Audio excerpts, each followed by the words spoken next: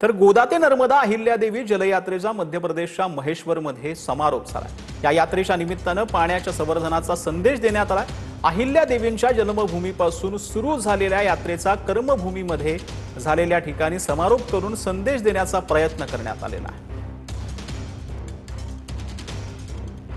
माननीय मुख्यमंत्री देवेंद्र जी फडणवीस जी ने द्वारा निर्धारित जल समृद्ध सूखा मुक्त महाराष्ट्र का विजन, इन दोनों के प्रति प्रभावी जन जागृति के लिए एक यात्रा एक सशक्त माध्यम बनी है।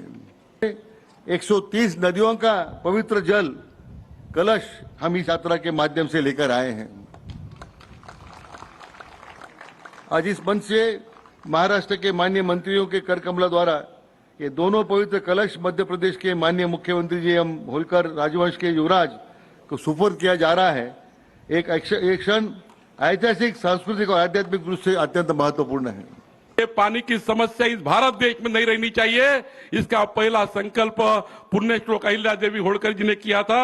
और इसलिए पूरे भारत में आज जिस प्रकार से कुएं है, तालाब है, कुंड है, बावड़िया है, घाट है और प्याऊ है, इसका मूल कौन है तो पुण्य श्लोक अहिल्यादेवी जी है। यही भावना इस यात्रा के माध्यम से प्रकट की जा रही है।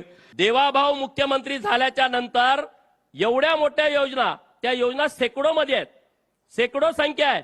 आमची टेंबू आहे, मैशाळ आहे, ताकारी आहे, उरमोडी आहे, ह्या सगळ्या योजना, मराठवाड्याला पाणी देणारा मराठवाडा वॉटर ग्रिड योजना 40,000 कोटीपेक्षा जास्त निधीच्या योजनेला लागणार आहे। किंवा जलयुक्त शिवार नावाची योजना माननीय मुख्यमंत्री महोदयांनी आणली आहे। याचा अर्थ महाराष्ट्राचा वॉटरमॅन हा देवेंद्र फडणवीस आहे।